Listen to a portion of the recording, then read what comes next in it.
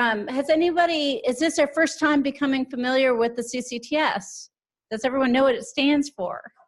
Perhaps. So the Center for Clinical and Translational Science does a whole lot of things, including trying to identify opportunities to bring people together, investigators across the career arc at different stages of training, to talk about different topics that might be of genuine interest to all of us. And I suspect that by show of people in seats, there is an especially great enthusiasm to succeed in publishing all of the hard work that we're doing in the labs and in the health system and so forth. So I'm so glad to see you here at the Hub. I think that we probably also have folks joining us online, because one thing that's special about the CCTS is that we are not just one institution. We are a partnership of 11 institutions across the Deep South that represents the states of Alabama, Mississippi, and Louisiana, because we realized very early on that we could be wildly successful if we were working by ourselves, but we could be even more successful by working together. And it's through those synergies, both in training and research, that we really feel that we can make an impact in health and healthcare delivery and so forth. So it's my genuine pleasure to introduce Dr. Bruce Korf. Dr. Bruce Korf joins us as a member of the CCTS, the director of our genomics medicine module, and he's also the chief genomics officer for our health system. And Dr. Korf is going to be talking to us as editor-in-chief of American Journal of Human Genetics. Thank you. And we have several other panelists joining as well who we'll invite to introduce themselves to help us think through the navigating not only the process of publishing our work, but also maybe anticipating some of the key points to make us even more successful in that space. So Dr. Korf, thank you for joining us. Well, thanks, Jennifer. So let me just begin with an orientation to what we're going to do this afternoon. I'm going to start with a brief presentation on, I guess you could say, the publication process. And then we have panelists, a few of whom indicated they might be late. So hopefully we'll have a group with us. But we will then have each panelist maybe say just a few words about the journal that they work with and any other comments they want to make, after which we'll open it up to discussion for all of you. So with that as a starting point, I think the genesis of this discussion was a conversation that we had a few months ago about educational issues in the CCTS. And I think it dawned on us as the conversation was going forward that there are quite a number of journal editors represented on campus or in the partner institutions, and that there was an opportunity to share experiences from the point of view of a journal editor that would be valuable for individuals who are doing research and are hoping to get their work published. A little bit of a kind of behind the scenes peek at what goes on in the thought process of deciding what will happen to a paper that's been submitted. And I hope it's obvious, but it bears reminder that in a certain sense, the publication process is like the coin of the realm, you might say, in academic medicine for sure, academics probably in general. You know, you can conceptualize this cycle that, let's see if I get this right. Here we go. Ooh. All right, well, I'm not sure this is worth pointing with, but you can see the word research up there. And, you know, obviously that's what we all do. And you could take the point of view that, you know, if the research is really good, it should speak for itself, because what ultimately is going to happen is you're going to do research, the outcome of which is going to show up in a publication somewhere. The publication may actually enable you to write grant proposals that then get reviewed, hopefully get funded, and that allows you to do research. And I think we'd all agree the quality of the research is what's most important. But I guess the thing to realize is that the papers that are going to get published and the grant proposals do not write themselves, right? Okay. So you could have great research with really impressive outcomes, and if you don't put it in a form that people are going to appreciate when they read it, it may still not see the light of day in publication. And if it doesn't see the light of day in publication, you're probably not going to be successful getting further funding, because the grant agency are going to look at this and say that you weren't very productive, and then you won't get to do more research, and you won't get promoted, and all the other things that you would hope would happen. So the point of this is that you're not going to be able to take research that is not of good quality, poor quality of research, and make a great paper out of it. I think we all would agree with that. But it's entirely possible to do great research and still write a poor paper and wind up having it not see the light of day, in which case it might as well not have been done, because no one but you is going to know about it. So that the point of this really is to help you to understand a little bit about what's going on behind the scenes to write papers that are more successful in terms of ultimately getting published. So we have several panelists. I think rather than introduce them now, I'll let them introduce themselves after these introductory comments. Just by way of orientation, and I'll ask all the panelists to do something similar. The journal that I work with, as you heard, is the American Journal of Human Genetics. It is the journal of the American Society of Human Genetics. As you'll see in a minute, there are all different flavors of journals. This one is a society journal. It's actually celebrating its 70th anniversary this year. It is not an open access journal, and we'll say more about that in a little bit. It's a so-called hybrid journal, which means that papers are not open access until 6 months, and then they are released for open access, unless you choose to pay additional fees, and then it becomes open access from the very beginning. It's actually published by Cell Press, and we have an editorial office consisting of myself, a deputy editor and a scientific editor, both of whom are full-time, and an administrative assistant as well. So let me walk you through the process of a paper from the point where it shows up to the point where it might get accepted. So your first question would be, what journal do you want to submit to?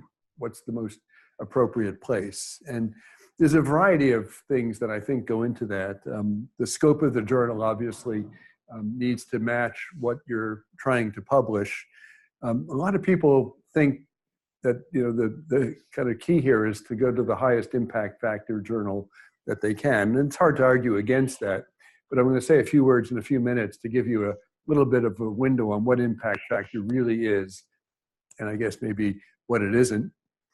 I can tell you for sure and I presume this is true for others, welcome pre-submission inquiries. So if you're not sure if the paper you're planning to submit fits within the scope of the journal, we every day get a couple of pre-sub inquiries, which are usually a short email or brief letter, and sometimes an abstract. To be honest, I'm kind of glad if I don't see the whole paper at that point, but enough to get a flavor for what they're doing. We're not going to review the paper at that point, but we can at least give a read on whether it seems to be within the scope of the journal, and it's pretty helpful. There's no promise if we say that it is, that we're actually going to send it to review, but at least we can often tell people, this is not a great fit, and save them some time, because that's in the end what's important to you as an author is not to waste time with a journal that ultimately is not going to be interested in what you've done. Probably many of you are familiar with preprint servers now, where you post a paper online and often gets comments. And the question sometimes comes up, if you did that, are you still eligible to submit the paper to a journal for publication? The answer is it depends a bit on the journal, actually. In our journal, you definitely are. We'll hear from other editors as to how that works for them. But the perspective we have is that it's going to go to peer review if it gets submitted formally, and ultimately whatever version, which is always different from the version that was originally submitted, is going to be published and not on the preprint server. I have heard from editors who do not encourage that, and I think probably the journals where that's most true are if you're publishing, for example, clinical trials where or your research is a clinical trial, say, where the outcome is a particular treatment maybe achieved its endpoints or it didn't, and the concern is that doesn't go through peer review, but yet it may influence practice if it's out in the public domain. So there are journals that are not so enthusiastic about seeing things on preprint servers. I think I'll say more about open access in a moment, but it's a very big issue right now, particularly actually in Europe, where there is a rule that is going to require open access after a certain point in time. And the kind of two sides of the coin here are the research most of the time has been paid for very often with public funds or sometimes private foundations. So why can't everybody have access to it? But as you'll see in a few minutes, there's a lot that goes on behind the scenes to curate and make sure that the papers that are published are really of appropriate quality. And that doesn't come for free. Somebody's got to pay the costs of doing that curation. And then I'll say a word about Cascade journals, which from your point of view may be a great thing. From ours as editors, I'm not so sure. There are a lot of different flavors of journals. I mentioned ours is a society journal. Mostly what that means is that if you're a member of the society, you get a copy for free, which, if you're working at an academic institution isn't necessarily a big deal because you get it anyway. More importantly, you don't pay page charges if you're a society member and you submit. So there is that advantage. There are for-profit journals. I put a few. These are all in the context of genetics, but where the journal is very much a kind of for-profit sort of thing. There are some academic presses. There are open access journals. And actually, I think you'll hear from one of the panelists who told me to be late, but there are journals that really are invitation only, where you don't just submit out of the blue, but you need to be invited to submit a paper. So what are editors looking for? What is the sort of test that we put a paper to decide? And this is my perspective, and other editors may see this a little differently. We're looking for a paper that tells a story of some sort that was otherwise not previously known, or at least not known to us and to the reviewers. It's got to be within the scope of the journal. Our journal is Human Genetics. We get a lot of papers on things that have a genetic basis, but where there's really no genetics at all in the paper, and we tend to be a little bit less enthusiastic about those. The conclusions should be supported by the data, kind of obvious, but not always the case. It should be succinct and well written, and I guess I really would want to emphasize that point. Get your colleagues to review your manuscripts. There is nothing more disappointing than a paper that's impossible to read, where you think that there's actually a kernel of really good science there, but it's embedded in so much verbiage that really you almost are embarrassed to send it out for review. So a paper can falter based on the writing being poor, even though the science might actually be good. So we really do hope for papers that get to the point. I'll tell you in our journal, I don't know how others are, if you make like a priority claim, we are the first to show so-and-so, it's going to get edited out. It ain't going to show up. We don't want to see that stuff, because who can prove that you're really the first to have found any given thing? So avoid hyperbole, avoid trying to build up your work for more than it is. Here, the data should tell the story. You don't need to hit people over the head with it. Which I guess is what my next point is, without overblown conclusions. So what is impact factor? Because it is a little bit of a point that's impossible to avoid. It's a statistic which is really a measure of citations on average from a journal. And so basically what they look at, this pointer's a little tricky to use. You can just use this. So in a given year, it's the number of citations to papers that were published in the number of article citations in that year compared to articles that were published in the previous, citations to articles published in the previous 2 years over the total number of articles that were published in that journal. They give a worked example here, but you get the point. The thing to realize about this is, it was premised on the notion that important work would get cited more than unimportant work, and there's probably truth to that. Not totally, though, because there could be important findings that are not necessary, on rare conditions, for example, that don't get cited a lot, but are still important, at least to the individuals who are dealing with that condition. That's one perspective. And the other perspective is that certain kinds of papers get cited a lot more than others, and probably the chief among them are review papers. And in fact, one of the editors who I think will be here is the editor of a journal that only publishes review papers, and the impact factor is sky high.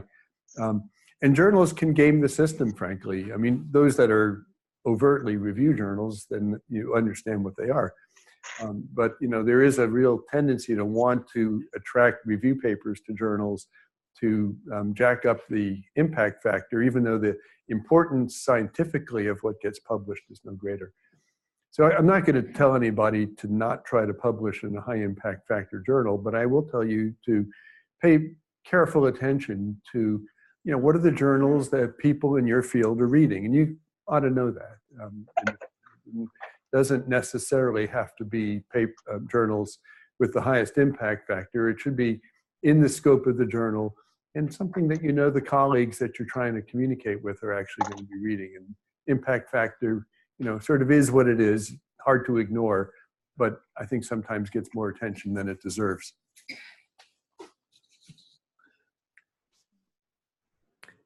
Preprint servers, I've already mentioned. BioRxiv is one, it's not the only one. We now actually get a handful, I wouldn't say it's a large number, of papers that come directly off BioRxiv. There's actually a sort of a pipeline that we have, and I know other journals do too. So we have no problem with taking papers that previously were on a preprint server. So what's Cascade Publishing? What's happened in the past few years is many of the journals have created, I guess you could call it an ecosystem, where like you submit to the highest impact factor journal. A good example would be Nature. And they ultimately, either with or without review, they say, well, we're not going to publish it in Nature, but we have this other journal called Nature Communications. And if you'd like, we'll send it on there. And if it did get reviewed, we'll pass the reviews along too. It's pretty hard for an author to turn that down, right? Because it's a very low friction system. I'll tell you, as an editor of a non-Cascade journal, it's a bit frustrating because there's a lot of papers that in the past, they'd see if they can get it in Nature. Probably they couldn't, but then they might send it to us and it still might be a really good paper. And now we see a lot less of that. So it's an issue that we're all facing with. And I think it really boils down to the business model that these large companies are employing. I'm not going to tell you as an author not to, submit to a Cascade journal, but I can tell you as an editor, it's something we kind of struggle with. All right, so the next step is submission. Every journal is going to have instructions to authors. I recommend you take a look at those. I will say that we know we get a fair number of papers that were rejected by somewhere else and then got submitted, and we're not that particular about every single issue of our instructions be followed to the letter when the paper is submitted. We won't turn something back and say, well, the order of topics in this paper is incorrect. So what that means is you can submit a paper that got rejected in Nature, and we'll take a look at it nevertheless. Eventually, you're going to have to format it in the style of the journal. Sometimes that doesn't happen until after we've made a decision that we're ultimately going to accept it. There's a thing called acceptance in principle, which means that we'll accept it assuming that some formatting issues are dealt with. A word about authorship. And I guess I really came to appreciate this past year in the context of what was actually a retraction of a paper that had actually been published a few years earlier. So many of you are going to be in situations where you make a contribution to a paper or to a study, and you'll be offered co-authorship. And you may have had a substantial contribution to the paper, in which case that makes a lot of sense. And you may not have had a substantial contribution to the paper. And I guess my message is to think carefully when somebody offers you authorship. This is not an issue if you were the primary author, but many times you'll get asked, you want to put your name on this paper, and you might have contributed something relatively small or maybe not. And think carefully about this. It might seem like, what's the harm? If I spoke with the author and it's, I believe in the work, what's the cost of doing it? And where it became clear to me was sometime last year, we got a letter from an author saying that the paper that they had published needed to be retracted. And the reason was that it was a complicated paper. And as they had gone on and done further work, they came to realize that their interpretation of the data was not correct. And I thought, they acted responsibly. This was not an issue of scientific misconduct. It was simply, the data in retrospect really weren't interpreted the way they thought. And so they ended up retracting the paper. It was a pretty straightforward process. In our journal, if somebody chooses to do that, it goes actually eventually to a committee at Cell Press who make a decision. But this was not a hard decision. When an author initiates a retraction, you're not going to tell them we're not going to retract it. And I guess what occurred to me in that context, there were quite a number of authors on this paper. They all have to agree to the retraction. And it's now going to live on the CV of every one of those co-authors. And if they were substantial contributors to the work, it is what it is. It might be the case that this was just complicated stuff and it was hard to interpret.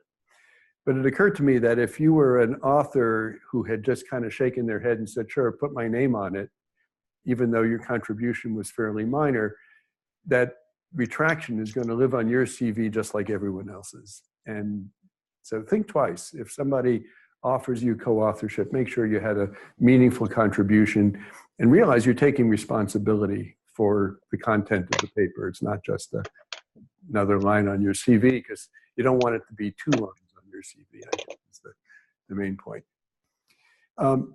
So we get a lot of submissions. I'd say probably in our journal, it's probably about 65, 70% that get rejected without review.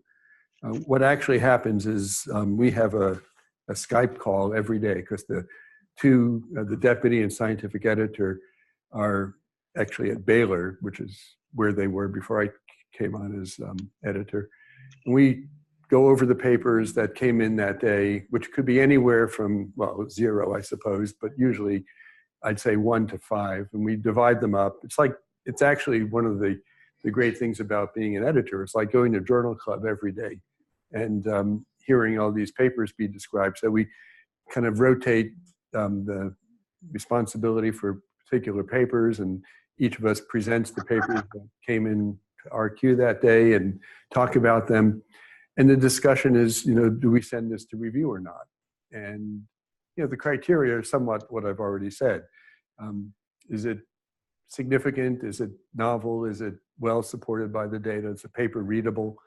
And then we'll make a decision that either it gets rejected without review or it gets sent to review. I would argue that the rejected without review is sort of a favor to the authors, because that usually gets decided very quickly, most of the time, a day or so of when a paper comes in. And the whole premise here is that you don't want to waste time sending a paper to review that instinctively is just not going to do well. and it's a signal to move on and find another journal. Occasionally that gets contested, and I wouldn't say that we've never changed our mind based on that.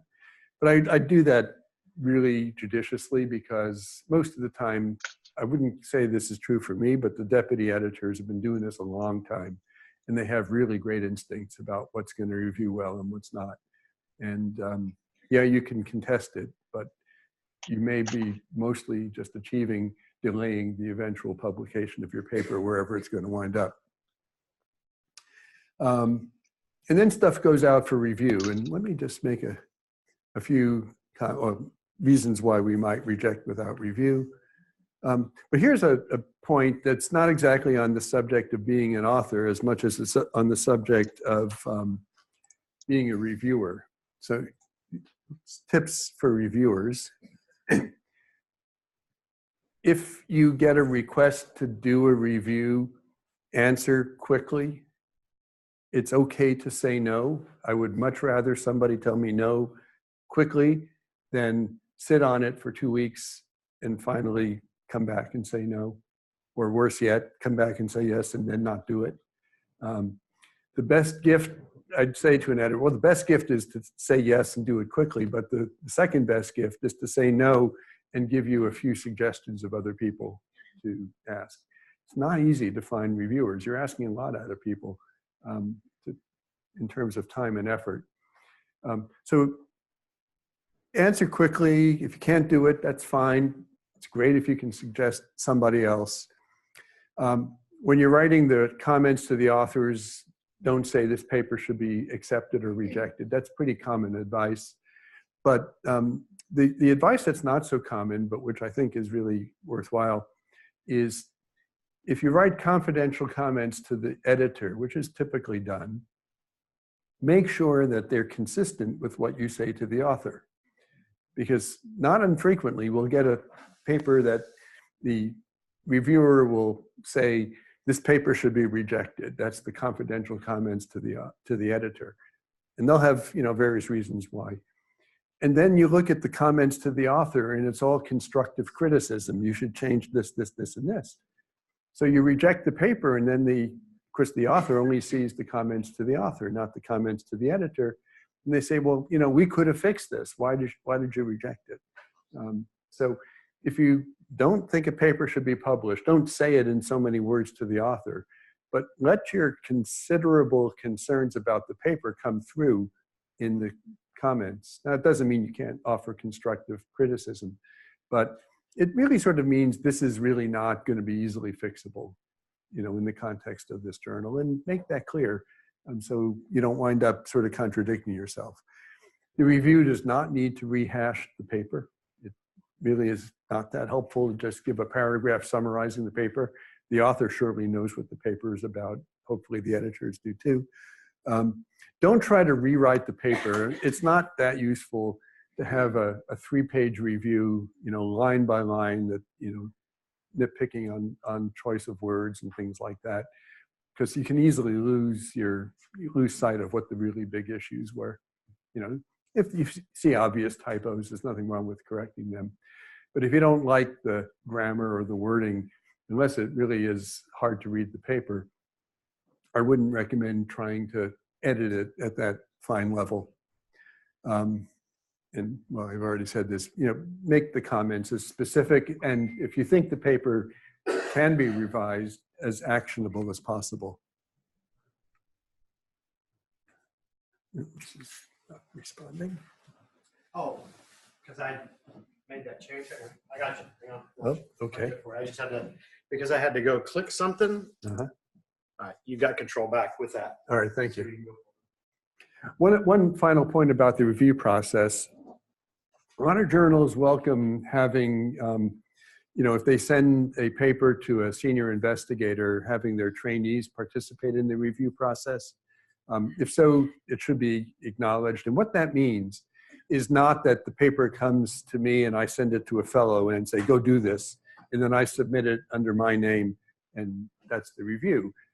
It isn't really the point. But what really could be valuable is if you get a review to do and you send it to a trainee and then you go over it with them and have it be a kind of a joint effort. I think it's actually something we should do more of, frankly, because it's a way for people to learn as reviewers what constitutes a good review.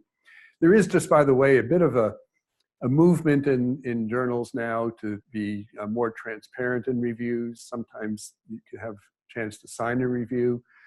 There even are journals now that are beginning to publish reviews so that you can see what people thought. It's kind of a difficult area as to whether that's the right way to go or not.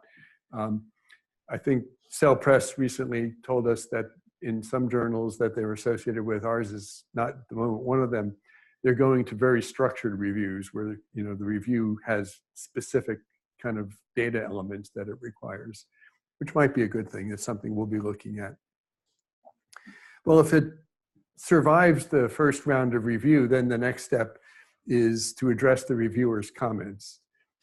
I guess the first point here is that, number one, hopefully these were constructive and the response should be equally constructive. And I can tell you for sure papers get improved dramatically after a round of review. So it really is a favor to the author and should be kind of viewed in that light.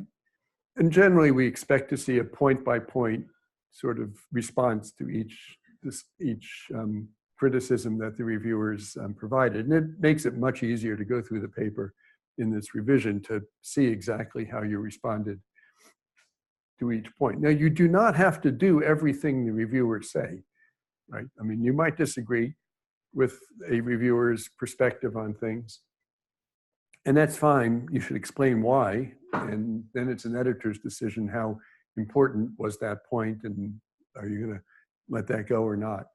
Most of the time, once that's happened, it goes back to the reviewers to see if they're satisfied.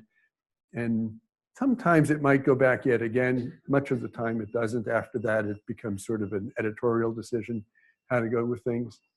We do have instances of disagreement among reviewers. I've not that rare to have one reviewer say that, paper should be revised and another that it should be rejected. If that happens, sometimes it's pretty clear what's going on and we can make an editorial decision. Sometimes we'll send it to an extra reviewer to get their opinion, or an editorial board member if it's in a field that we're not completely comfortable with, to get an expert to weigh in on, what should we do given this difference of opinion on the part of the reviewers.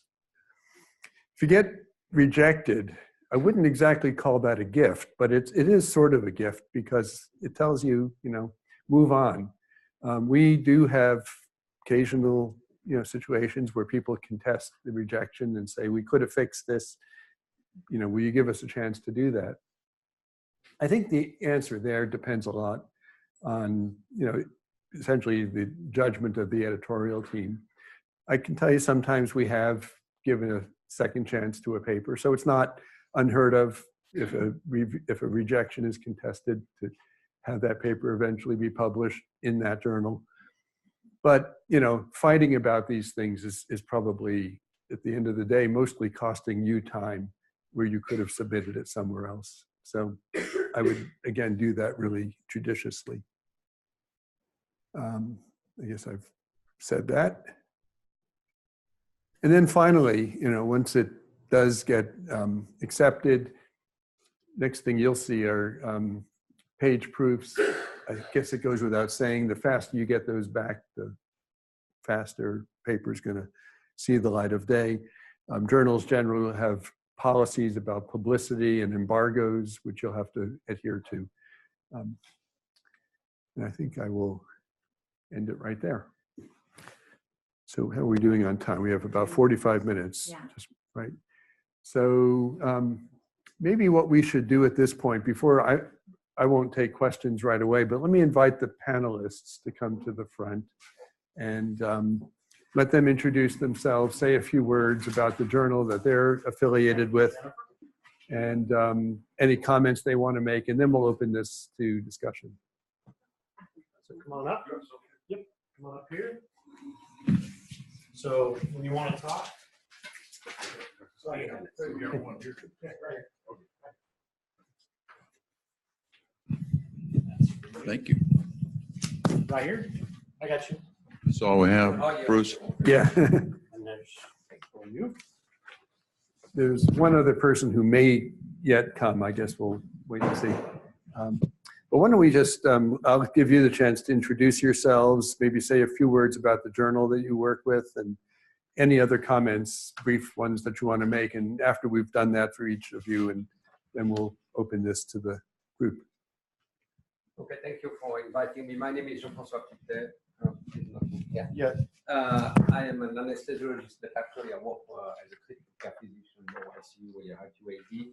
I'm the editor-in-chief of Anesthesia and Analgesia. Anesthesia and Analgesia is the oldest anesthesia journal in the world, over 90 years old. We have over 2,000 submissions a year, 2,200, largely clinical studies. I would say 30% from the US, but of course from Asia and Europe. Mhm. I think that is what I can say for now. Okay, fine. Kirby? Yes, I'm Kirby Bland. I was former chair of the Department of Surgery, and it's a pleasure to be here. I must say, Bruce, that may be the best overall comprehensive, although very concise, commentary and overview that I have heard as an editor present. So I may borrow your one or two of those slides one day. But I'm the editor-in-chief of the American Journal of Surgery, which is one of the oldest journals in America. And it is, I'd say, in 1920s was its birth. And it is a journal of scientific and clinical quality that really depicts the historical aspects very rarely. We don't go into the history. We don't do case reports. That's something I stopped when I became the editor. But we feel that a single case report has little value even on the quality of the paper it's submitted unless it is really improving scientific discovery.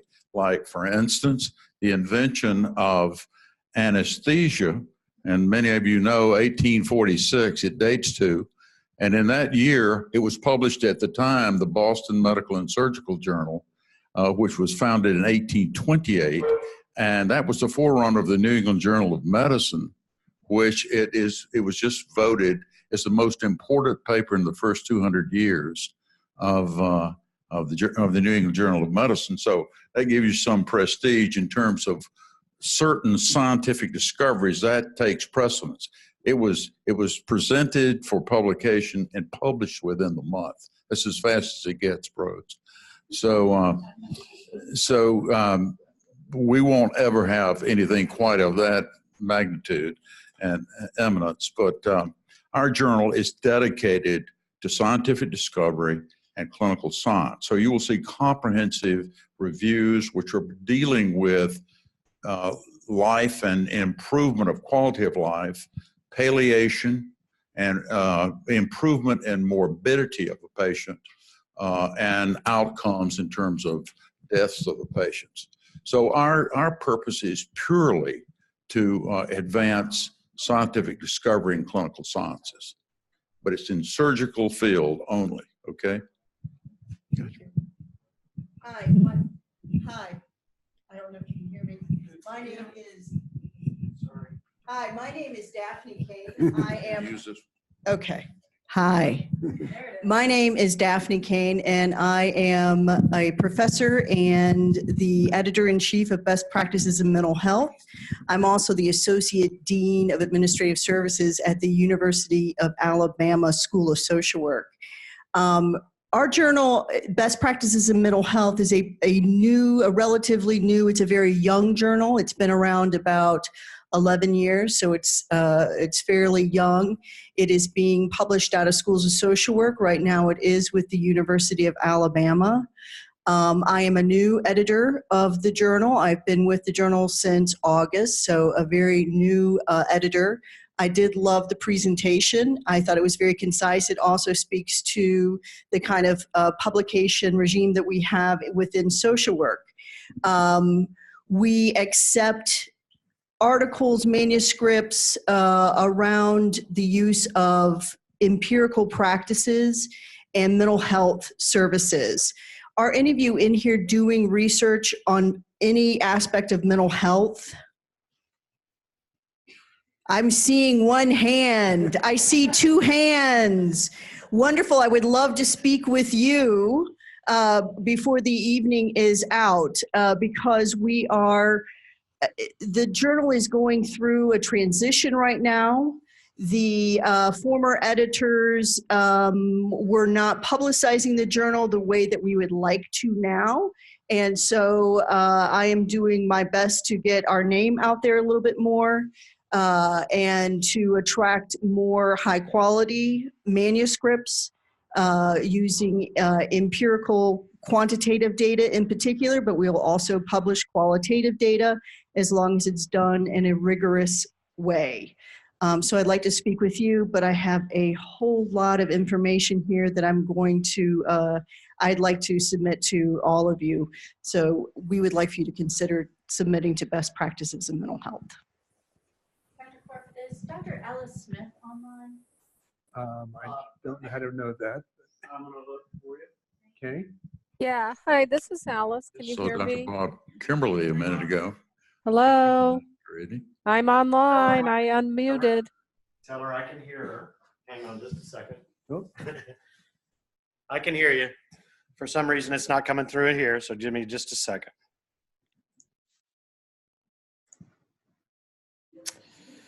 Something online. All right, so we're just going to do this. Try to talk now. Hi, I'm Alice Smith. Oh, great. Hi. I'm on the video too, so people who are in the Zoom can see me if they want. We can see you now. Okay, bye. A minute ago we could. So first of all, I'm very sorry I couldn't be there in person. I just had scheduling issues that didn't make the trip to Birmingham possible this time. I am a professor of industrial and systems engineering at Auburn University and the editor-in-chief of Inform's Journal on Computing, which has a number of technical areas, one of which is in computational biology, medicine, and health systems. And I also have been involved for a number of years in both IEEE journals and in a journal called Computers and Operations Research. So I have a reasonable amount of editorial experience. And I will echo the other editors. It was a great presentation and covered so many of the important aspects. I will tell you a couple of things that are really on the forefront of what we're seeing with my journal, one of which is the degree of self-plagiarism allowed. So that kind of comes up when authors want to take generally a refereed conference proceedings paper and turn it into a journal paper. And there's a lack of consensus as to what constitutes too much self-plagiarism. If you just take the conference paper and add to it, but reuse a lot of the conference paper, is that okay? Or do you need to basically have almost a fresh paper? So that is an aspect that's causing confusion, not only for the journal, but also people who may want to submit to conferences because they don't want to jeopardize their future journal publication. Another aspect that we're seeing has already been mentioned a fair amount, and that's more about transparency. So the work that I'm involved with is heavily computational. So our journal has a data policy. So unless the data is somewhat protected or the authors make a case for it not being shared in the public domain, we insist that our papers have data in the public domain. We also encourage authors who are doing a lot in software to also put their software in the public domain, although that is not a mandatory request. The other thing was also mentioned about open access. That is a big issue right now with the journals I'm involved with. They're very international, especially the European community is becoming much more strict about open access to the point where it seems like it may possibly jeopardize some of the submissions and editorial involvement we have from academics and practitioners located in the EU. Thank you. Yeah, actually, I would be curious as to the perspective of the other panelists about the open access kind of issue and how that's sort of affecting submissions to the journal or any other comments vis-a-vis this European rule, for example. For our journal, It's on. for our journal, if you want to have an open access, you have to pay for it. It's, I think, around $2,000. We are also, I have the privilege also to decide if a paper is a free access. Generally, we publish around 20 papers with accounting for impact factors, so plus probably 6 or 7 additional one every month. And I generally make 5 paper free access, the one which I think are very important. So I think the problem with the open access is that you have a lot of predatory journals. That's the problem. I mean, the PLOS series, I mean, the open access, you pay for it. I publish in PLOS, several of the PLOS, and there's no problem. But you have a long list now of predatory journals, and I think they affect seriously the science. I mean, that's what. Are you all familiar with predatory journals concept? It may be worth a word of.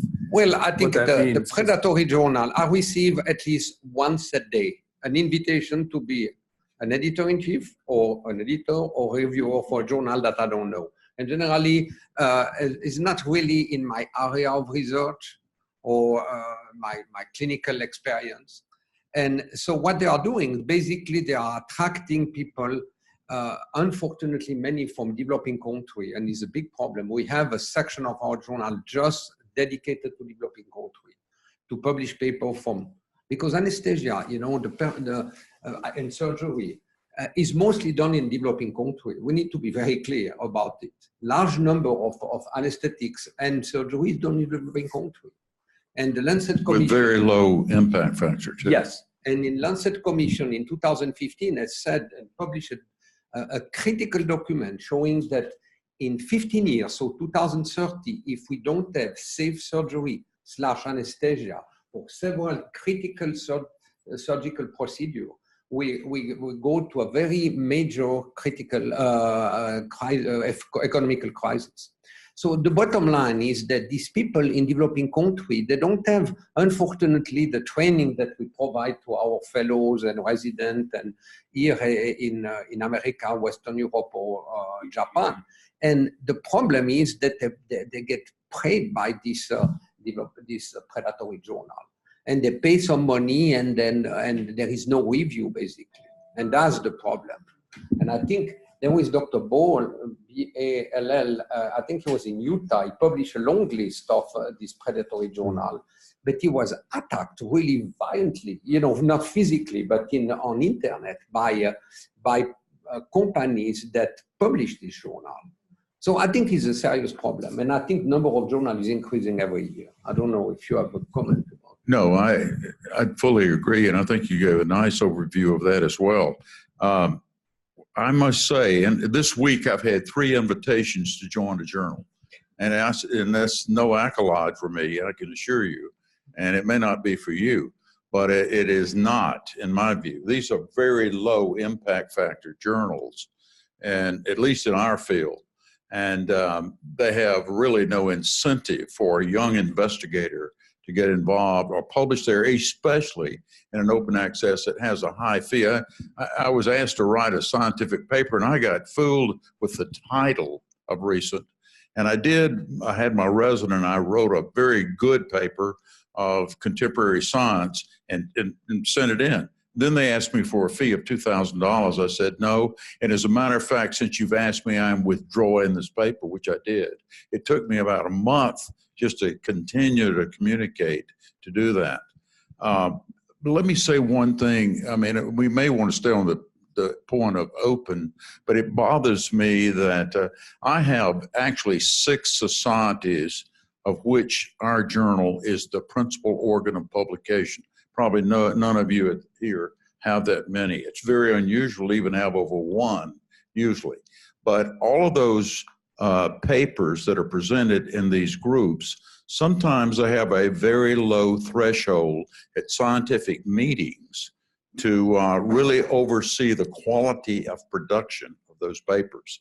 And as a consequence, it will drop, that quality will ultimately drop the impact factor of your own journal if you aren't careful about it. So the review process, which again, Dr. Korf gave a superb overview, I think, of calculation of the impact factor, what this means. It's a very important concept to consider, but it is not the only criteria, as Dr. Korf just told you. It is absolutely not. To be able to communicate your thoughts and your plans and the discovery science component, because most of you are non-clinical, is that right? No? How many of you are clinicians in the room? Small number. Okay, that's great, that's fine. You're into discovery science, so you understand exactly what I'm saying, and that's what you want to write about. Don't try to go do a case report and then implement your concept of what the discovery science was in a clinical report. That would be a mistake. And I think I'll just stop right here and let you get this one. I think this one's working now. I also want to say with open access journals, if you're going, and I'm not sure if any individuals in here are going to be looking for tenure track positions, you need to speak with your university if those kinds of publications are even going to be considered as part of the review process for tenure. Some universities will allow you to use some of those publications, but there's some institutions, especially R1 institutions, that if you are paying to have your work published, it's not going to be considered towards your tenure portfolio. Sadi, you may want to introduce yourself. Dr. Madelon just joined, and each of the panelists has given a very short description of the journal that they work with. Thank you very much, Dr. Korf. I apologize for being late. We have a new chair, and he called a special meeting. My name is Sadi Matalon. I'm a professor in the Department of Anesthesiology. For 6 years, I was an editor-in-chief of the American Journal of Physiology, Lung, Cellular, and Molecular Physiology. Right now, I'm the editor-in-chief of Physiological Reviews. Now, Physiological Reviews is a different journal than what you have been hearing. It has an impact factor of 34. It is the most widely used quoted journal in the world. In terms of physiology, the deputy editor is the chairman of the Royal Swedish Academy, the persons who give the Nobel Prize. And we have 4 Academy members as associate editors. We publish reviews, and they are all invited. So I'm sorry I cannot invite any of you to write a review, with the exception, of course, of some of our panelists. But sometimes an invited member will ask a junior member to be the first author, and that happens. So our reviews are about 60 to 70 pages long. They receive an average of 3,000 citations per review. And in general, when you invite somebody to write a review, they write back, "It's the greatest honor of my life. Thank you, we will do it." So we have a way to go. But you heard about the impact factor. I will tell you a funny story. When editors get together, we all agree that the impact factor is not that important. And when we leave the room, everybody does everything they can to raise the impact factor of the journal. So unfortunately, no matter how you look at that, it makes a big difference. And a number of institutions will not consider articles published in a journal with an impact factor lower than 5 for promotions. For example, the University of Pittsburgh will never do that. Harvard will never do that. So I agree exactly that one has to send articles where they belong. But nobody believes that. I mean, there is no way I can persuade people in my lab to send an article to a journal with an impact factor of 3 if they can publish in a clinical journal that has nothing to do with their discipline, but has an higher impact factor. So, but I'd be glad to answer any questions you may have. It's probably true that journal editors' regard for the impact factor is inversely proportional to the impact factor of the journal. Are there questions or comments from any of you? Yeah. I guess we need to use the microphones. Almost 40 people online, so make sure I can get a microphone to you if you're going to ask. They can hear. Go ahead, Abby. So I guess my question is, so obviously you want to publish in a high tier journal, but you submit to 4 or 5 journals, you get rejected by all. If it's not worth, I'm not faculty, but if it's not worth, do you still keep on publishing in an impact of 3, or is it not even worth it? Or what would be your advice there? One of you start. The question is what you are publishing. If we publish a basic science article, it's different than if we publish a clinical study. And I think if you look at the New England Journal of Medicine and what they publish, and how many papers 10 years later are still valid, there is not a lot. And the reason is, I think that if you look the classical randomized controlled trial in New England Journal of Medicine, 10,000 patients are screened, 500 are kept, so 5%. And you get the data generally positive, although now they have published more negative studies recently. But this is valid just for a very limited patient population. So I think basic science is one thing, clinical research is different. And I think for our journal, for example, anesthesia community is very large. It's one of the largest with surgery in the world. We need to have the opportunity for our community to publish data that are potentially clinically important. And I'll be honest, I think the impact factor has issues. The reason it has issues is that paper can be extremely read. And we have data, our journal, paper are very, very read by many people, downloaded, but they are not necessarily cited a lot. And you have paper on your side that are very cited because they are good, they go in depth scientifically, but they are of interest for a small number of people. So I think we need to be a little bit careful here. I wanted also to make a comment about the case report.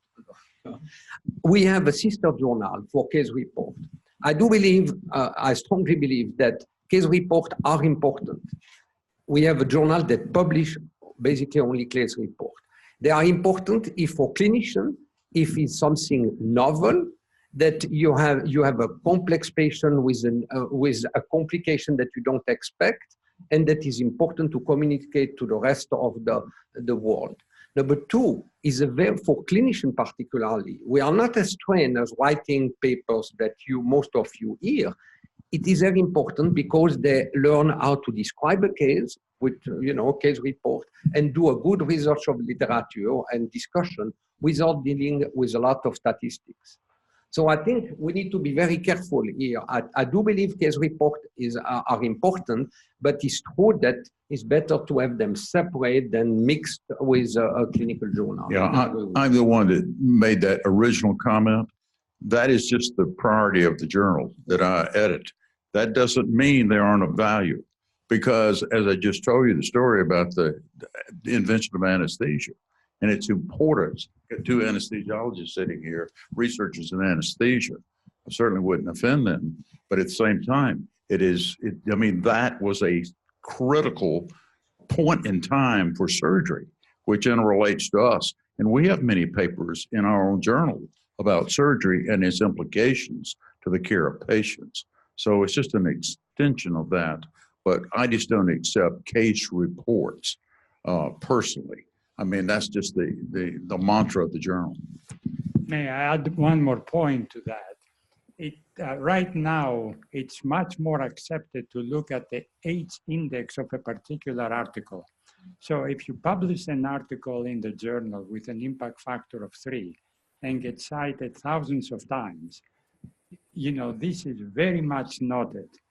Some of the science articles are only published once or twice, or not even at all. Sure. And yes, it's, and quite often they're wrong, honestly. So I think there is plenty to be said. Now, my advice would be stick with society journals. For example, the Anesthesia and Analgesia is part of the Society of Anesthesiologists. The American Physiological Society has been around for hundreds of years. It's not going to disappear. Some of the trendy open access journals are going to go away because they're there to make money, and then you don't have anything to show for it. So, the articles published in the American Journal of Physiology, they're never going to get to an impact factor of 10. It's going to be around 4 to 5. I think it is very well respected, and there is nothing wrong with that. I think we have to better educate our promotions committee and the dean and so on, that these articles are important and they contribute to science. So I would ask Dr. Kimberly, who's standing there, a very prominent researcher himself, as an associate dean, Bob, would you accept that premise about an open access journal?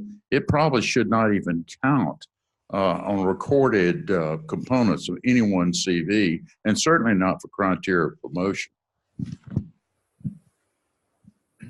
So Kirby, I think you're asking me sort of what are reasonable criteria for a Correct. APT committee? Right. And I tend to come from the perspective that I'm less concerned about impact factor than the quality of the science that is done. Sure. I'd like to tell one anecdote and ask, has anyone ever heard of the scientific technique called radioimmunoassay? I hope everybody All of us has. in the room. Do you know that was developed by Rosalind Yalow, and her paper on that was rejected by JCI. And so I think it's the science and the content of the science. Of course, if you can get it into prominent journals, and we will, after we adjourn, work on Dr. Madelon to get us all invitations to physiologic reviews. A few more glasses of wine. It makes you wish to increase your impact factor at 34, though. But to the seriousness of your question, Kirby, I think we need to stay focused on the quality of our science. Of course, we're going to consider the journals, but I would urge us to focus on the science first and then the forum second. And it will work out if we're doing good work. Yeah, I would add, actually, particularly as young investigators, work with your mentors who should know the landscape of journals that are meaningful and others that are not. And I wouldn't use either open access or impact factor as the sole determinants. There actually are some very well-respected open access journals. And frankly, I think that the world is moving, like it or not, towards more open access. And so I wouldn't paint them all with one brush. There are definitely predatory journals. If you get invited to be the editor-in-chief of a journal at this point in your career, you should be suspicious.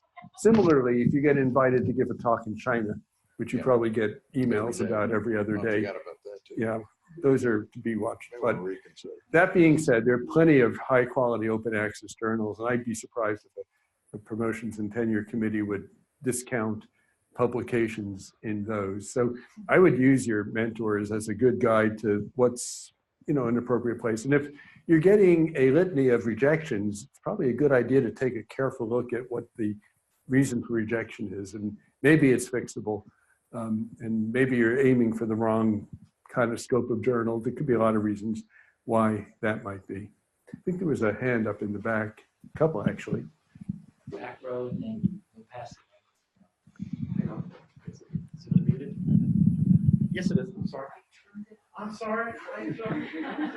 So the last comment was particularly encouraging to me to just hear the word quality. And one of my concerns is what is the Goldilocks balance of managing that we do need certain metrics to assess performance. But at the same time, I don't want to worry about gaming some system. And so, for example, and I will preface this by saying, like, I'm day 5 or something on faculty, and most of my experiences as a graduate student. But I took my names off papers, and I was very much discouraged from doing that. But those were not papers I felt like I contributed to in an authorship form. I think research integrity is important, and I think I would hope as an institution, want to produce high quality work. How do we find this balance though? Because I feel like as time progresses, I hear more and more about impact factor and what order author are you and how many lines do you have on your CV? But I'm very proud of what I have published.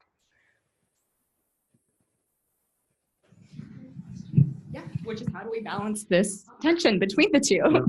What is the Goldilocks balance? Yeah, I think it is a key. I think it is a key question, and you need to talk with your department about what their standards are, because every department is going to be different.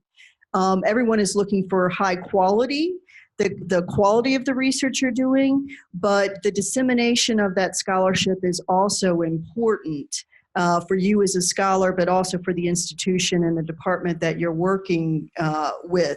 But the department dean or the director of your program is going to be very influential in informing you about what their particular standards are and to aim toward those standards in particular. But your rationale that quality is important to you, I think you're going to find every dean saying, yes, that is accurate, and dissemination is important also. Actually, before it goes to the next, let me just add a comment there. I completely agree with your perspective. I think this is, I have a mic, of the quality is critical.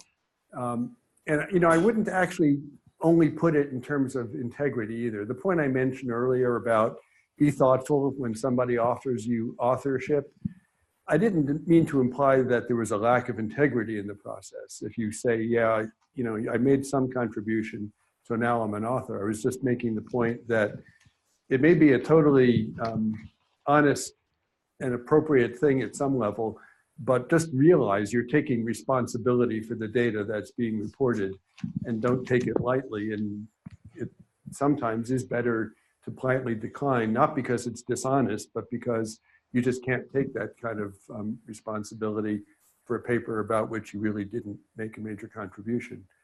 You can be acknowledged without being. Back and offer it. And so I appreciate the offer. I think an acknowledgement is more appropriate here. I don't know that what I offered was like warranted authorship. Yeah. And I guess from my point of view is, you know, somebody that gets asked a fair bit of, fairly often to evaluate people who are being considered for promotion, many of whom I don't know.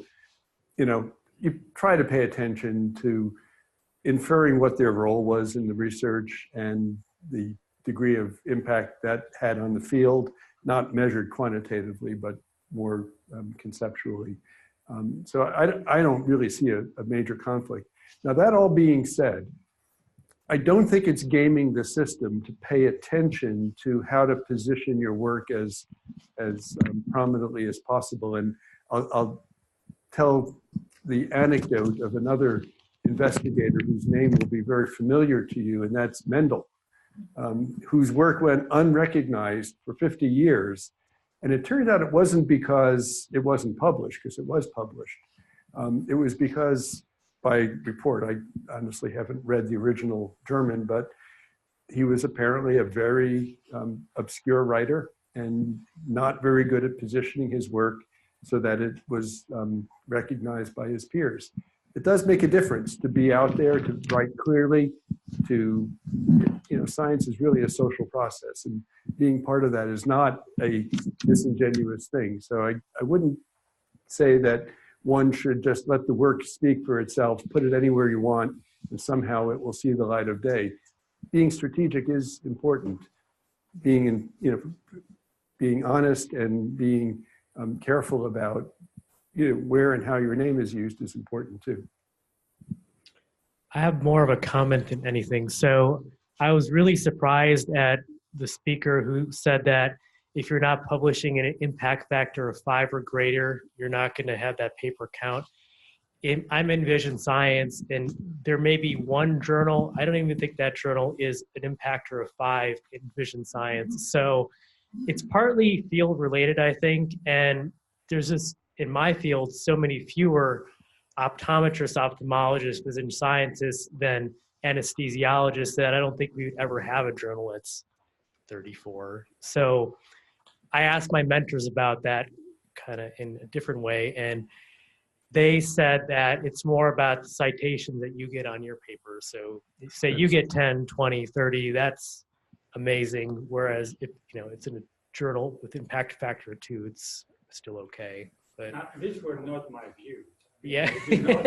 I do not support this. I was mainly stating that if you are in some universities, University of Pittsburgh, for example, for which I have had the opportunity to recommend and comment on people being promoted, if your paper is in a journal with an impact factor lower than 5, it does not count for promotion. I do not support that. I do not condone it. But these are some of the rules. I'm just surprised, and I don't think I could work there. But it's an interesting perspective, and I'm glad that you pointed that out, because it does show that there are differences between fields. I guess I would be careful about using things like impact factor for more than they're worth. At the end of the day, come back to the quality of the work that you're doing. Work with your mentors to know the landscape of what are people in your field reading and paying attention to. I think that counts in my mind for much more.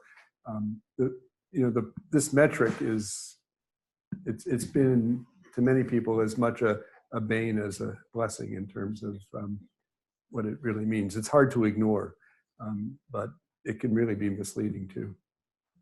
I would like to give an example from UAB. We have Dr. Rehash Chaudhry, is the editor-in-chief of Shock. Shock is a journal, I published a few times there. The Shock is a journal that is highly recognized by NIGMS. If you go to the meeting, the meeting every year, you can see a lot of people from the National Institute of General Medicine Science going to Shock because the quality of this paper are excellent. There's a lot of clinical paper, there's some basic science, not too much, but the quality is excellent. And I think I completely disagree with the fact that, you're right, with the University of Pittsburgh, but I think it doesn't make sense. You can manipulate impact factor. If I publish a paper in January in my journal, any citation that is published, that is done in 2019 doesn't count for impact factor. That's number one. So I can put all the good paper at the end of the year. So the next year they will be cited. Number two, we have journals that are the author, they're citing themselves or cite the journal. Or you get an email from the editor-in-chief saying, oh, you need to look at our journal and the paper related to your research and cite them. So and finally, as you know, that Nature Science Cell, when the impact factor came, the editor-in-chief were very against it. There was, go back 10, 15 years ago, and look what was said at that time. So I think I'm happy to hear that, Dr. Kimberly, that you and the promotion committee, I'm in the promotion committee with Dr. Matalon for our department, but I'm very excited to hear that the quality of science, not the impact factor, is a key. Now, I wanted to make another comment about misconduct, because, as I said before, a good number of our articles are clinical research. And it's not always easy to detect misconduct in clinical research. I'll give you an example. It was given to me by the former editor-in-chief of anesthesiology, my competitor in America. He said that he received a paper with epidural anesthesia for labor, delivery. 600 female epidural, 600 female general anesthesia. None of the female who were supposed to have epidural said no, and none of the one that should have general anesthesia, that was, said no, which is basically almost impossible. You have always some people said, no, we don't agree, and you have to report it, right? If you screen a patient, you have to say the patient refused it, right? He contacted the university. Within 24 hours, the answer was, there's no problem. What you do? You have no proof that is a misconduct. Is there a misconduct? Well, it's a lot of questions. Just to show you that we need to be careful. Now, what we are doing for clinical research, we have the way, if you look, if a paper report height and weight, I can, in my original country, Switzerland, I can go and I have data that patients from 30 to 50 living in Switzerland, that is the distribution, the weight, and the height. And there is a nice approach, has been published by John Carlisle in journal Anesthesia, the name of the journal is Anesthesia, the English journal, showing that you can detect papers that are outside the normal range. And they compare in our article, they look at several journals, including the New England Journal of Medicine and JAMA. Actually, one paper was had a problem because the editors went back to see the paper. And they showed that either the distribution is too large, but generally when people are not doing the study but just writing it, so misconduct, the distribution is too low. It's smaller. So I'll give you one example here where I think you can catch up people likely cheating on and publishing papers that they never actually studied. Yeah, I was just going to say the word misconduct conveys a huge array of possibilities that you can deal with. But overwhelmingly, I think in our journal, the surgical journals, has to do with duplication of publications. And it is a nightmare for the journal who receives such an edit from another of your peer journal editors. And there are about 7 of us that really have the better journals. And so we know each other. And if there's any communication that looks like it is fraudulent or is duplicitous, we go immediately to a format whereby we research each other's publication and see if that was a duplicate of our own journal. And again, it becomes a nightmare because I can't tell you all the morass, and particularly the legal harassments we deal with through Elsevier.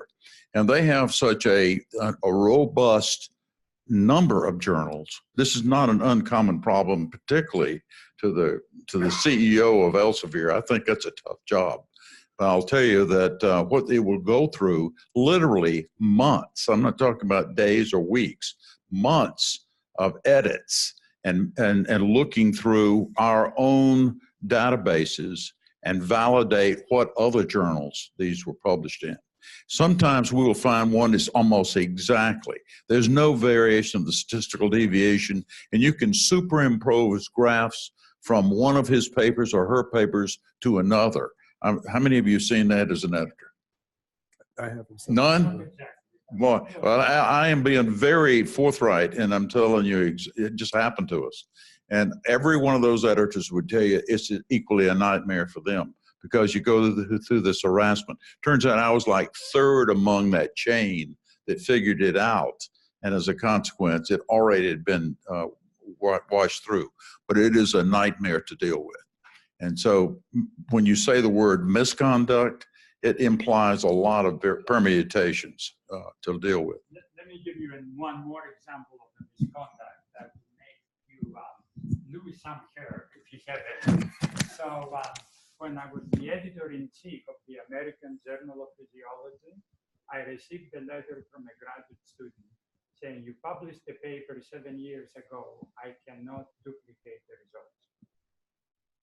Well, what do? We wrote to the senior author and say, this person claims they cannot duplicate the results. May we please have your original data? They said, well, there was a flood in the lab and the data were destroyed. Well, they had to withdraw the paper, and the paper was listed in the various websites as withdrawn. And if you go to PubMed, you will see a big withdrawn in front of the paper. Were they right or were they wrong? It's possible there was a flood. 7 years ago, I must tell you, I wouldn't be able to produce data. But, you know, and also what it was said about authorship. In some cases, we have sanctioned people to the effect that we notify the dean of the medical school and or notify the NIH. People may be barred from getting a grant for the rest of their lives. Be very, very careful. So comment up I front. want to quickly comment on the misconduct on the other side, on the side of the reviewer and editor. Because sometimes you see ridiculous reviewers, very ridiculous.